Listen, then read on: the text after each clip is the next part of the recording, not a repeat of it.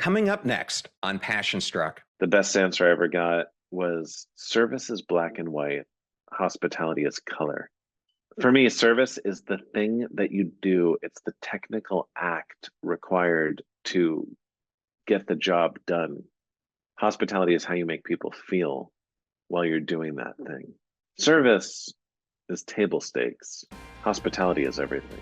Welcome to Passion Struck. Hi, I'm your host, John R. Miles, and on the show, we decipher the secrets, tips, and guidance of the world's most inspiring people and turn their wisdom into practical advice for you and those around you. Our mission is to help you unlock the power of intentionality so that you can become the best version of yourself. If you're new to the show, I offer advice and answer listener questions on Fridays. We have long-form interviews the rest of the week with guests ranging from astronauts to authors, CEOs, creators, innovators, scientists, military leaders, visionaries, and athletes. Now, let's go out there and become Passion Struck.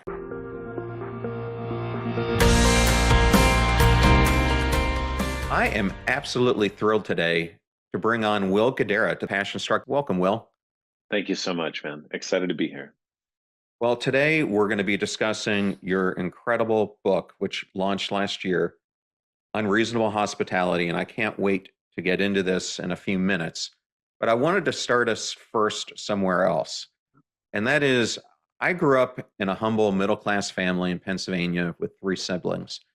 And for us, going out when I was young usually entailed going to McDonald's after church, or if we were really lucky, my dad would take one of us out to maybe Big Bob's or a Greek breakfast restaurant.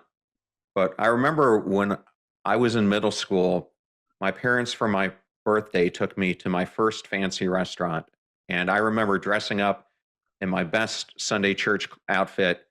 And the first time ever, I had filet mignon. And I just remember the way it was served and how I had never tasted a steak that just melted in your mouth. And to this day, I remember that dinner so fondly.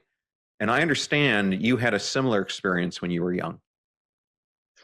Yeah, well, so I should say we kind of had 2 different lives around food. One was when I was in the city with my dad, where he worked in the restaurant business, and the other one was in the suburbs where I lived. And listen, our fancy meals and ones I looked forward to when I was a kid was TGI Fridays. I loved TGI Fridays growing up, where we had a riff on a Benihana that we used to go to. But the meal you're talking about was at the Four Seasons, where I went when I was 12 years old. And the Four Seasons, for those that don't know it, is or was, it's not there anymore. It was kind of the first great American fine dining restaurant, opened by a guy named Joe Baum, who was one of the great American restaurateurs. And it was significant because before the Four Seasons, the greatest restaurants in America were in New York, and they were all Le or La something. They were all French restaurants. He was the first one to make a great restaurant American. And I went there with my dad for my 12th birthday, and it was a pivotal meal for me. There's a quote by Maya Angelou: people will forget what you say, they'll forget what you do, but they'll never forget how you made them feel. And I don't remember many of the details of that meal.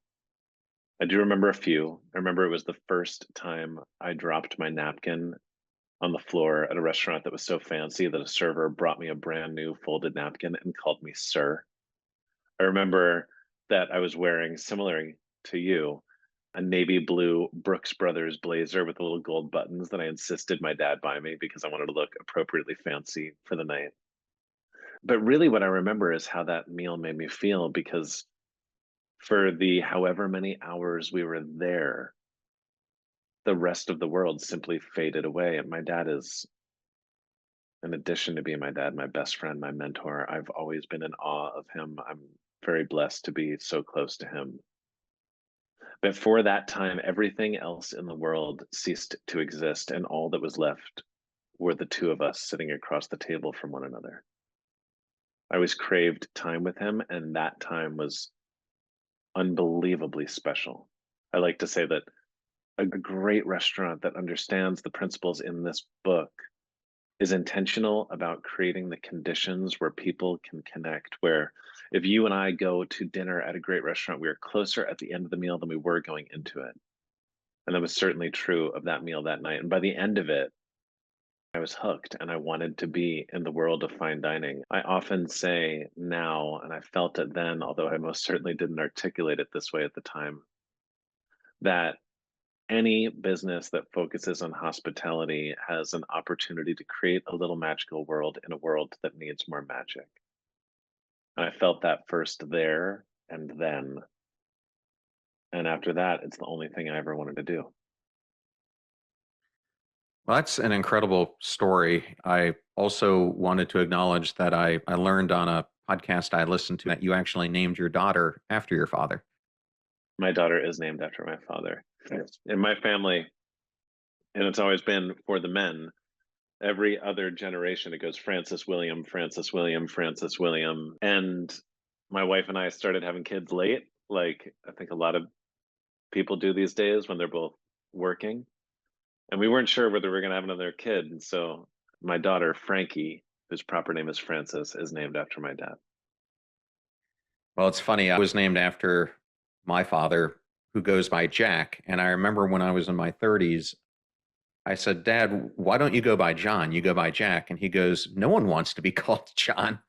He goes, everyone's a John. And I go, then why in the world did you name me John? And he goes, it wasn't me. It was your mom. She wanted to name you guys after the Kennedy kids, which she did. So I guess I'm actually named after John F. Kennedy, but funny story.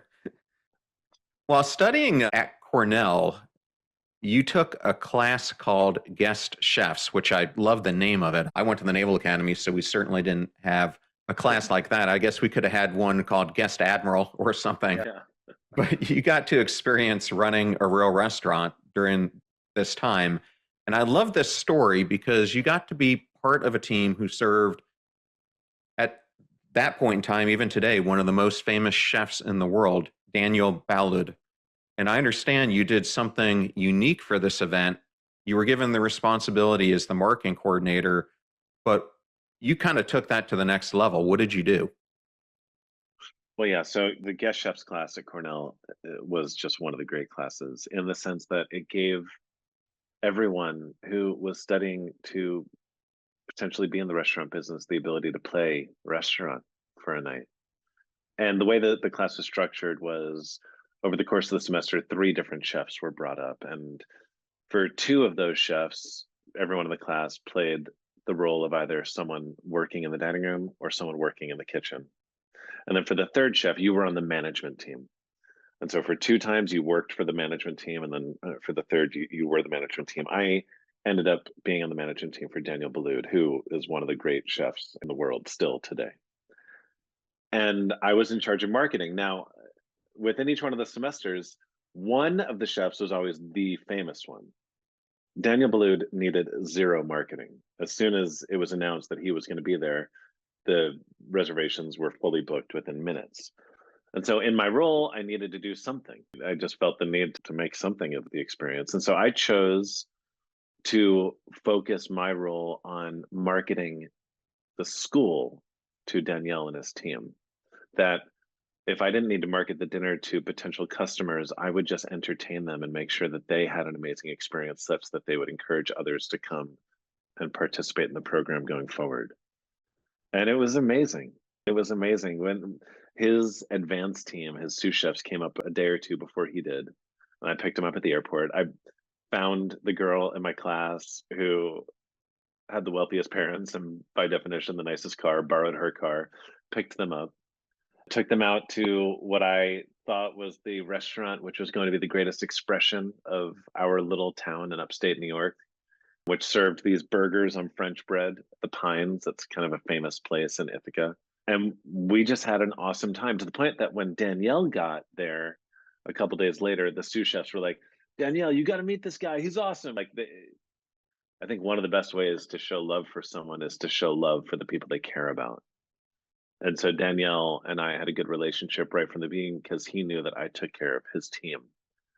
And the dinner went amazingly well. Obviously, people were super happy. They got to experience his food in an unlikely place. And then afterwards, it was my self-declared role to be the one that threw the party. And so that resulted in me and Danielle and his sous chefs and about 50 or 100 college kids in my house at 130 College Avenue, just having a blast. Danielle and I actually left the party, went back to the hotel, broke into the kitchen, got pots and pans and eggs and truffles and caviar, and then he started making scrambled eggs with truffles for literally everyone at the party. Again, it kind of goes back to what I was saying before about those moments that we have the ability to create, these little moments of magic. Everyone that was there that night, even the people that I don't know, I could almost go so far as to guarantee they'll always remember that night. We created something special, not just at the dinner, but at the party that followed. And Danielle and I have been very close ever since.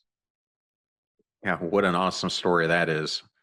When I was in the Navy still, I was stationed in Key West, Florida, where they have a lot of decent restaurants, not like Miami, of course. But while we were there, my ex wife worked for, you'll love this, a store called the Restaurant Store. And although there was Cisco, they didn't come as regularly down there as you might think. And so the Restaurant Store really tailored to all the restaurants in the lower keys. And Richard, who owned it, prided himself on customer service, which was great for us because we would get invited to everything all the time. And anytime we would go out, we would typically sit at the kitchen's table and would get these fresh concoctions that the chefs were making. And most of the time, it would go after that till late hours in the morning, doing something that you experienced very similarly with Danielle. So I love that story. It showed me, even through Richard's business model, how by giving these restaurateurs exceptional service, that they stayed loyal to him even when the big players started coming into Key West. Well, I understand that after graduating from Cornell, similar to me, after graduating from the Naval Academy, we both moved to Spain. Oh, And I wanted to ask you, I was in southern Spain on the coast down by Sevilla, and I understand you were more in northern Spain, but what were some of your fondest memories from your time there? so I went to Spain as an externship of sorts, where I worked in the prep kitchen of a culinary school all the way north in Spain in exchange for room and board. I went really for two reasons. One, because I just wanted an experience like that before I began my like proper career journey. I had a really close knit group of friends and I loved my time at Cornell. And so I never did a study abroad program, but I wanted like a little taste of that before life fully started. And I also went because I just wanted to get better at Spanish. I knew that just immersing myself for a measure of time would help with that. The things I remember were how, probably the biggest one was how profoundly uncomfortable it was to be in an environment where I didn't speak the language. And I remember the people that kind of resented me for it and those that showed me compassion and tried to help me. And I think in so many businesses, most certainly restaurants, there's a contingent of people for whom English is their second language. And I've always tried to hold on to that perspective that I had then to make sure that I'm leaning in and making them feel the ways that I felt when I was treated well there, as opposed to the other way around. I also just remember how much I grew up during that time because growth does happen outside of your comfort zone. And I remember a weekend, I was like, I made a mistake, I should go home. And then when it was finally time to go home, I didn't want to leave. It was a great experience. I agree with you. Even though I was in the military and we had the base down there in Rota, I purposely lived off base to experience Spanish culture. And I became really good friends with the daughter of the Osborne Sherry Company. And even though Mm, she could speak perfect English, when we were out and about, she forced me, as uncomfortable as it was, to speak Spanish with her. And she would take me, I remember, to movies and other things to just try to immerse me in doing it. But I remember those who also made you feel uncomfortable when you were stumbling through it as well. But it is very different to put yourself in those uncomfortable positions. And I think in Andalusia, where I was, even less people spoke English. So you really had to put yourself out there and try to use You it. had to figure it out. You had to figure it out. Well, you went from your months in Spain. How did you start working with Danny Meyer, who you then ended up working with for many years? So Danny's partner, Richard Crane, actually spoke at one of my classes at Cornell, and I remember just being enchanted by the way he articulated the philosophies of their company, Union Square Hospitality Group, and described its culture. I knew that I was going to work for Danny before I went to Spain. That was already kind of worked out, where I knew that I was going to have that job by the time I got home. It was about a month before graduation that I ultimately figured out that's where I wanted to work. My good friend Brian Canless, whose family owns a restaurant called Canlis in Seattle. He's the third generation owner now. It's a very, very special place. He and I traveled from Ithaca down to New York City, and we started at the very bottom of the island and went to every significant restaurant for a little snack, a glass of wine, sometimes just to walk inside and take a look around, all the way up from the financial district to the Upper East Side. And we went to some amazing restaurants, but it was at two of Danny's restaurants, 11 Madison Park, bizarrely, in a very full circle kind of situation, and Tabla, that I just felt the most comfortable. I think there's these environments that just feel right. It's not dissimilar to when you put on a suit that fits you perfectly. You feel better when you're wearing it. I think that's the case with the energy of a room or of a place, and you can feel that it's where you want to be. And so after that trip, I called up Richard Crane, whose information I'd gotten when he came up to speak at our class, and said, please, I want to work for you guys. I'll do whatever it takes. Let me know. And ultimately, he offered me a job, not at 11 Madison Park, though, at Hmm. Tabla. It would be years later that I'd find myself working at 11 Madison Park and consequently buying it. And Tabla was one of the great experiences of my life. I ran the front door there. I was so lucky to have an amazing first boss, almost accidentally. I think a lot of people go and pick a job based on the company as a whole. The advice I give people is to pick a job not entirely based on the company as a whole, but based on the exact person you're going to work for, because that person is going to be the one investing in your growth, not the president of the company. And if you don't have a lot of respect for the person you are directly reporting to, if you don't believe that person can be a strong mentor and guide in your career and in your life, you're selling yourself short from really having an opportunity to grow as quickly and effectively as possible. Randy Garuti was the name of my general manager at Tabla. He's since become one of my close friends and one of the most successful restaurateurs I know. He's the CEO of Shake Shack and has done extraordinarily well. But the Yeah. time I So, spent at Tabla was life changing for me. well, what were some of the biggest lessons that you learned from him? From Randy, I learned about the power of enthusiasm as a leader. I learned from him that a good leader always remembers that their energy is meant to impact the people they lead, not the other way around. I think a lot of the time when you're managing a group of people who perhaps at first are not as motivated as you or not as passionate as you are, that you can let their energy dim your enthusiasm. Unless you remember that people crave leadership and they want to be inspired by passion, they're just looking for someone who's passionate enough to inspire them. Randy would walk into that restaurant every single day and light up the room with his enthusiasm and his unbridled belief in the spirit of our collective endeavor. And no matter what energy was in the room, he would change our channel as opposed to the other way around. And I've always tried to hold on to that.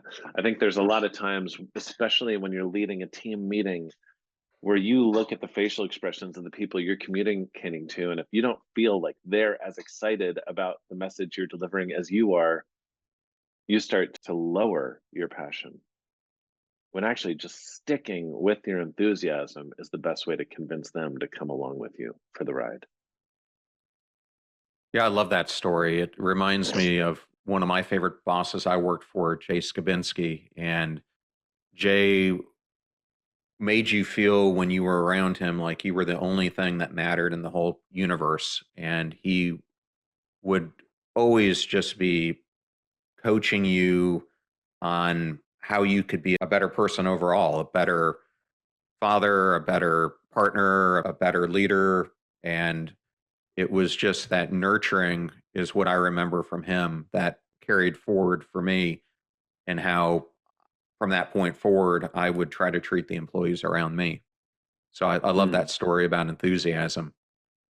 Well, I was hoping you could tell the audience what led you to being given the opportunity to run 11 Madison Park and what the restaurant was like when you took it over. So I was at Tabla for a while, then I left Danny Meyer's company to go work for a much bigger company called Restaurant Associates, where I left kind of the fancy romantic role of working the front door of one of New York City's hottest restaurants to work in the back offices of a couple of restaurants that are part of one of the New York City's biggest restaurant companies, where I did purchasing and accounting. That was motivated by my dad, who wanted me to learn the business side of the operation just as much as I was learning the more creative and artistic side of the operation. That was an amazing experience. Restaurant Associates is a remarkable company, but ultimately I went back to Danny's company to open the Museum of Modern Art. And I loved my time there as well. And then ultimately, Danny came to me and asked me if I would consider joining the team at 11 Madison Park. 11 Madison was and is to this day a beautiful restaurant. It's on the ground floor of the Metropolitan Life building on 24th and Madison. This building that was built in the 20s that was meant to be one of the tallest buildings in the world, but the depression hit and they ran out of money, and so they actually stopped building it. Floor 30 something, but the lobby spaces have the grandeur of what they needed to have for what the building was ultimately meant to be. And Danny started to feel that the restaurant wasn't living up to its bones. And so we hired a new chef from San Francisco, a really talented young chef with the intention of making that restaurant one of the greatest in New York, and asked me to go join to run the restaurant alongside that chef and really try to grow it into what we all wanted it to become. It's funny though, at the time I didn't want to be in fine dining anymore. The world had kind of changed since that dinner I had at the Four Seasons, where restaurants then were places where you went to be cared for, to see and be seen. The food was just what you ate while you were experiencing the hospitality and the scene. But with the advent of the celebrity chef and the Food Network, suddenly you went to restaurants to eat and the hospitality was almost secondary. I had learned over the course of my career that being in the dining room, providing hospitality, that was always my passion. And I was having to convince the person in the kitchen that what I cared about mattered as much as what they cared about. And so I had kind of started to move away from fine dining. And when Danny offered me the job at 11 Madison Park, I wanted to be at Shake Shack. I wanted to start slinging burgers. But my dad always said to me that if you want to grow with the company and they ask you to be there for them, you should always say yes, because if you want them to be there for you when you need them, you should be willing to be there for them when they need you. And so I accepted that job with the caveat that I would do it for 1 year and then I'd get to go work at Shake Shack. But a year later, I was having the time of my life when they asked me if I was ready to move to Shake Shack. I said no. I'm going to fast forward a few years later. You have taken the restaurant from this brasserie to now receiving 4 stars from the New York Times, a couple of James Beard Awards, which are like the Oscars for restaurants. But then you receive this unexpected letter inviting you to 2010's World's 50 Best Restaurants. And you had now entered a new level where you were on par with some of the most famous chefs and restaurateurs in the entire world.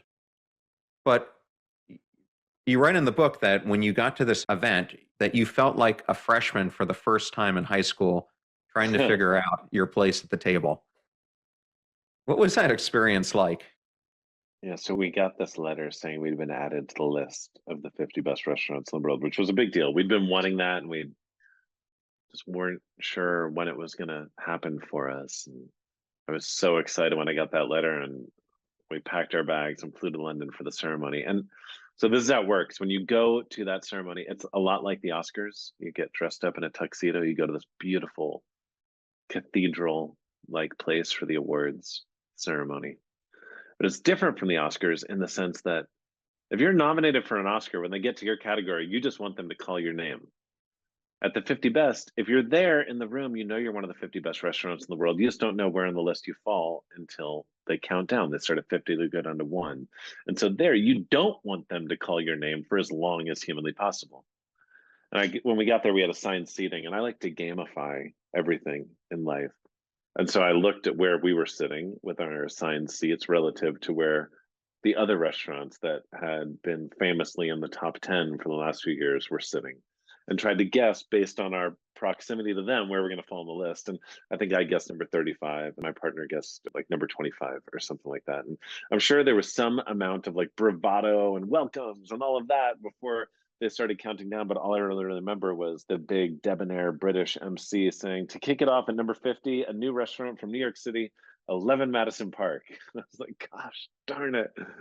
What I didn't realize, because we were the first restaurant called, it was the first year we were there, was that when they call your name, they train a camera on you and project your image in front of this entire room filled with your heroes. It's when everyone else knew to fake a smile and a wave, regardless of whether they were happy or not about their position. But I just looked like I'd gotten kicked in the groin on this giant screen in front of all my heroes.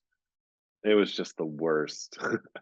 We'd come in last place. A lot of people say, hey, you need to have a little bit of perspective. You're one of the 50 best restaurants in the world.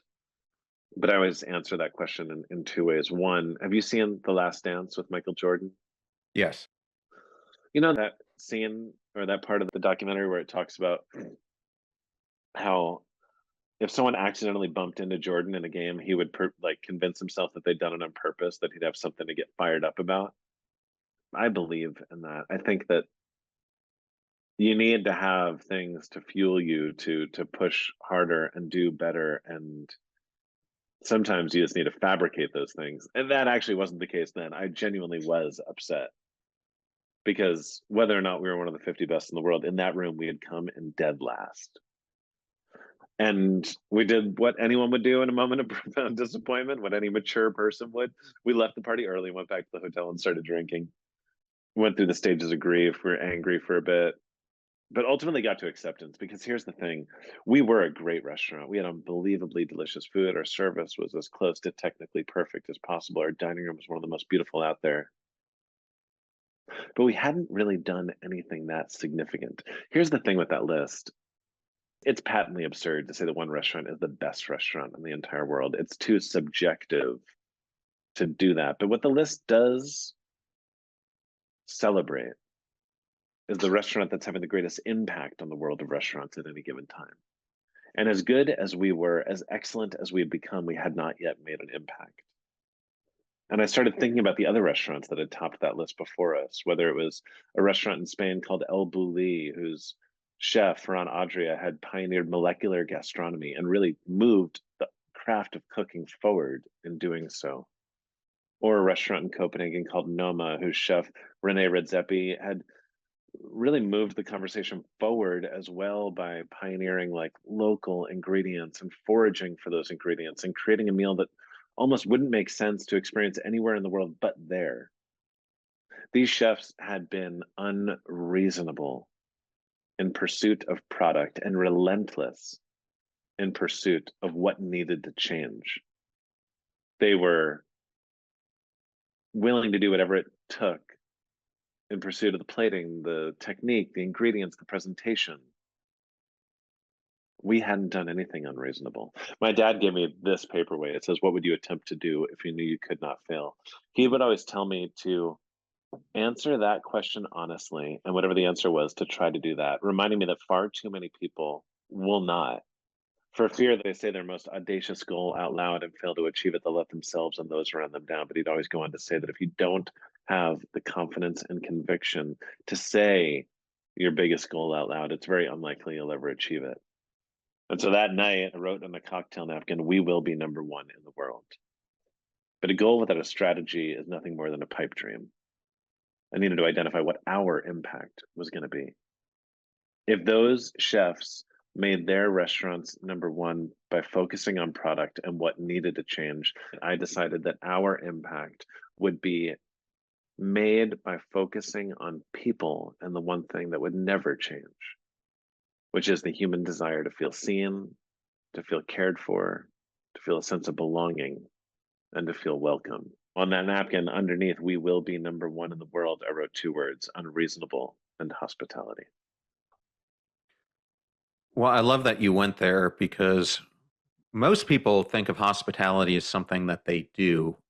However, as you just laid out, you think about it as an act of service. And I wanted to ask, what is the difference between service and hospitality? So the best answer I ever got to that question came from an interview I did when I was at Tabla as a manager. That was a question I'd ask everyone I was interviewing. The best answer I ever got was, "Service is black and white, hospitality is color." For me, service is the thing that you do, it's the technical act required to get the job done. Hospitality is how you make people feel while you're doing that thing. In a restaurant, service is taking the order, getting the right food to the right person in the right amount of time, making sure the food tastes good. Hospitality is how you make the people feel, how connected they feel to you, and whether or not you've created the conditions where they can feel more connected to one another as well. Service is table stakes. Hospitality is everything. I love how you just described that. I have a friend who learned how to make top shelf cocktails from the person who pretty much invented them. And it was interesting because we would go to different bars and she would always order the most simple of drinks for them to make to see how they would make it. And she said, being great at doing these fine cocktails is really about the whole way that you not only prepare them, but the art that goes into it and then how you serve them.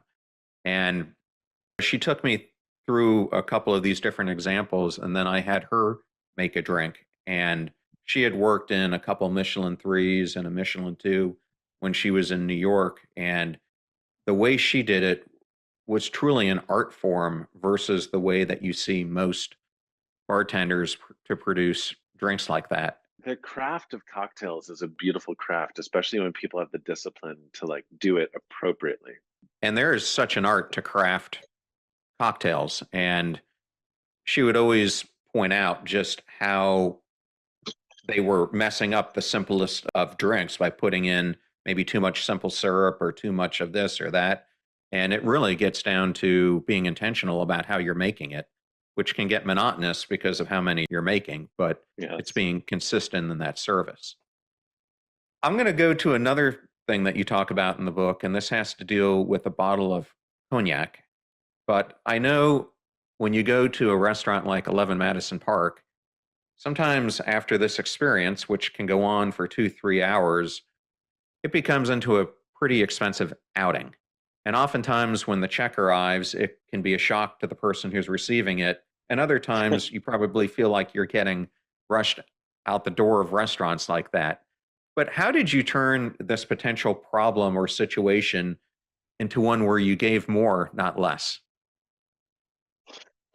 So the check is a really hard moment, honestly, in any restaurant, even at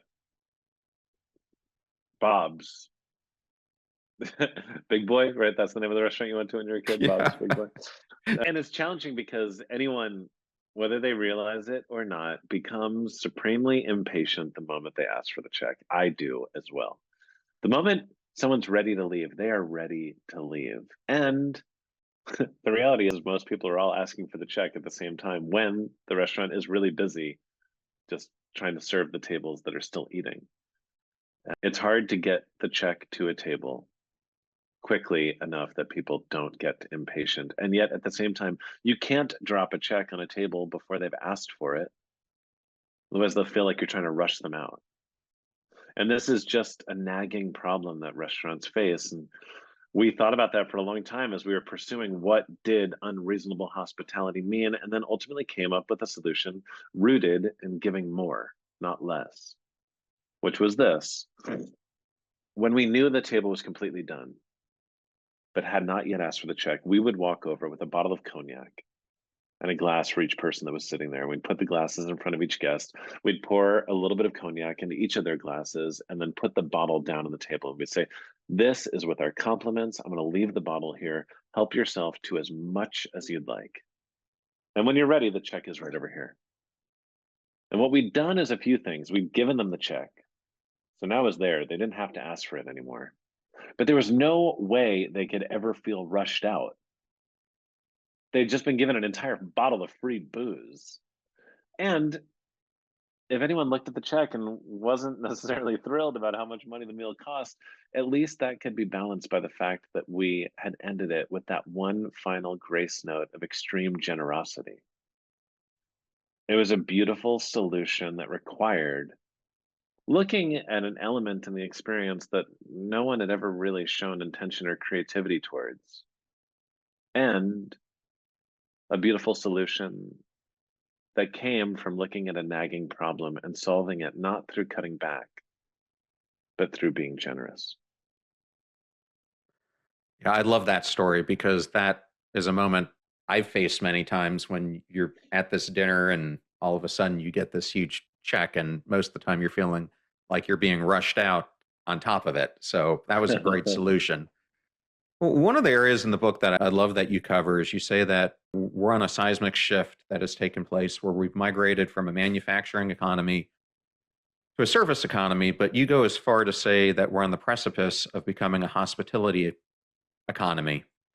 And there are many younger listeners of the show, and I know a number of them are thinking of how they should approach their careers with all this change that's going on around them. And you say that in order to take advantage of this new economy, you must make the choice to put your customer at the center of every decision.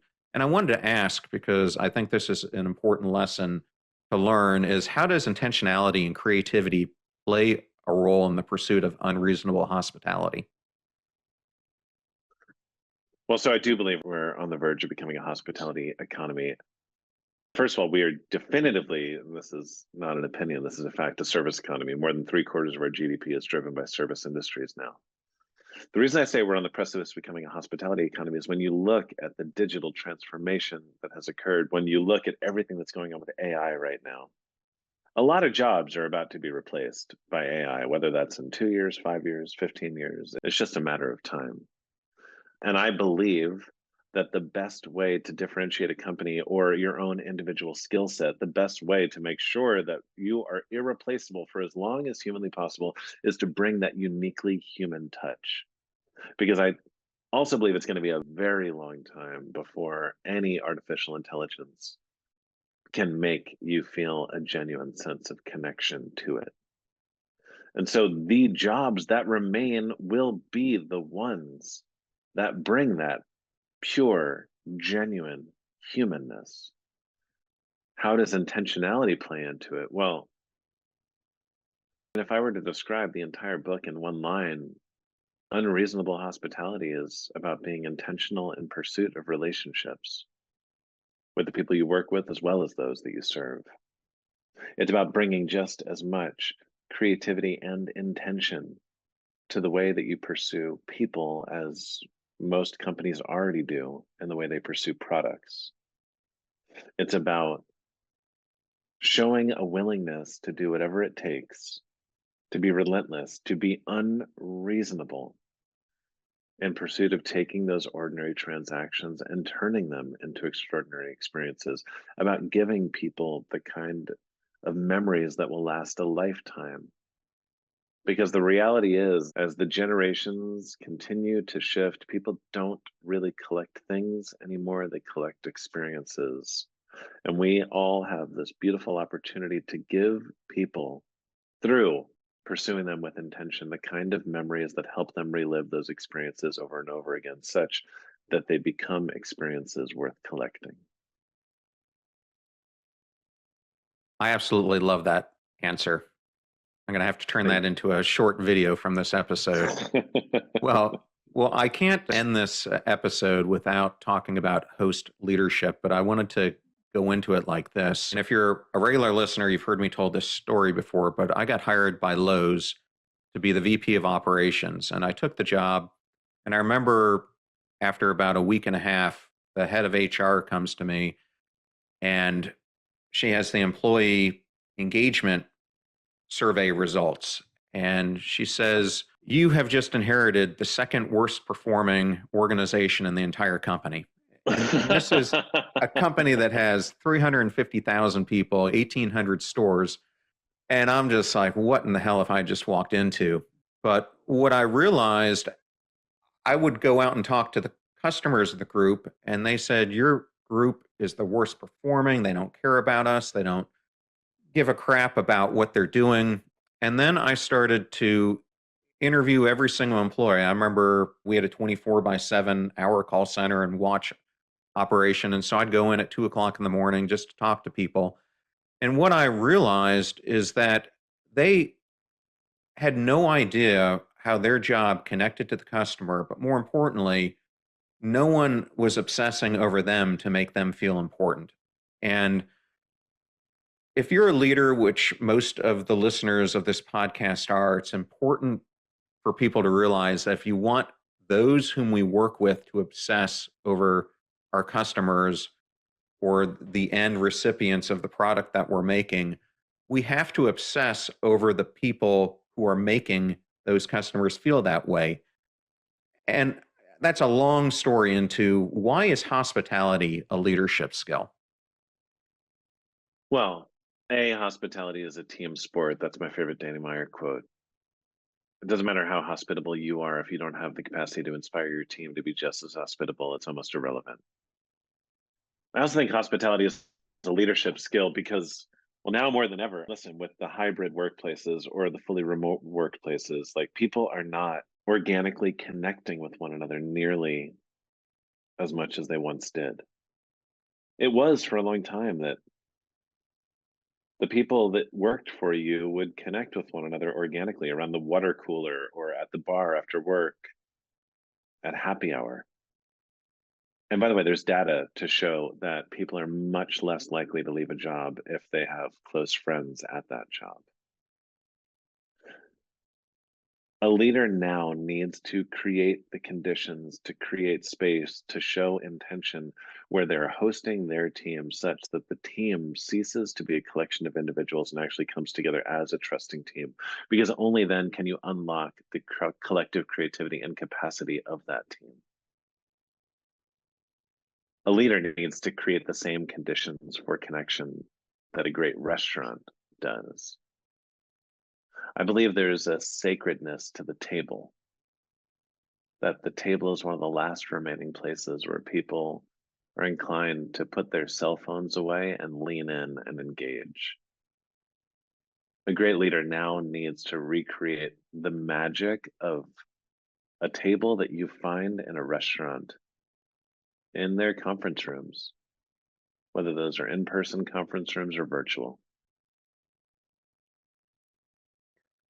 Well, and then the last question, I love that answer that I wanted to ask was, I understand you may be launching a new HBO Max show called The Big Brunch. Can you just tell the audience about it? Because I'm imagining after hearing this episode, they're going to want to tune in. Yeah, the Big Brunch, it's actually out now. And it's a cooking competition show that I did with Dan Levy from Schitt's Creek and my friend Sola, who's an amazing chef in New York City. It was our effort to show that you could have engaging, dramatic television that didn't need to be dramatic. as counterintuitive as that seems, like that you could create compelling TV not through yelling at people, but through encouraging them, through investing in them, through being hospitable to them. And I'm really proud of how it turned out. I hope people can check it out. I'm definitely going to tune in. And it's a huge turnover, most of the cooking shows that you see these days. Well, Will, if the audience would like to get in touch with you, what is the best place for them to do so? People can keep up with me on Instagram and LinkedIn, W Guidara. Okay. Well, thank you so much. It was such an honor to have you on the show, and what an incredible episode that was. Thank you so much for having me. What a fantastic interview that was with Will Guidara, and I wanted to thank Will and Optimism Press for the honor and privilege of having him here on the show. You're about to hear a preview of the Passion Struck podcast interview I did with Terry Cole, a licensed psychotherapist, global relationship and empowerment expert, and the best-selling author of the book Boundary Boss, the essential guide to talk true, be seen, and finally live free. Human beings, we have a natural fear of change. And I always say that fear of success and fear of failure are two sides of the same coin, but the coin is fear of change. So you have to really be uncomfortable to want to make a change and to be willing to do all the things that are required to change your life. But on the other side of it, of course, is the life you're meant to live, right? Is the life of satisfaction, the life of service, the life of your greatest good. But it's really hard when you're anticipating or contemplating that change to see the other side. All we see is all the stuff we're sort of giving up or what we might lose in making this change. And it's like you have to use your imagination to think about what could be on the other side of that power pivot. The fee for this show is that you share it with family or friends when you find something useful or interesting. If you know someone who is very interested in unreasonable hospitality, then definitely share today's show with them. The greatest compliment that you can give us is to share this show with those that you love and care about. Do your best to apply what you hear on the show so that you can live what you listen. And until next time, live life passion struck.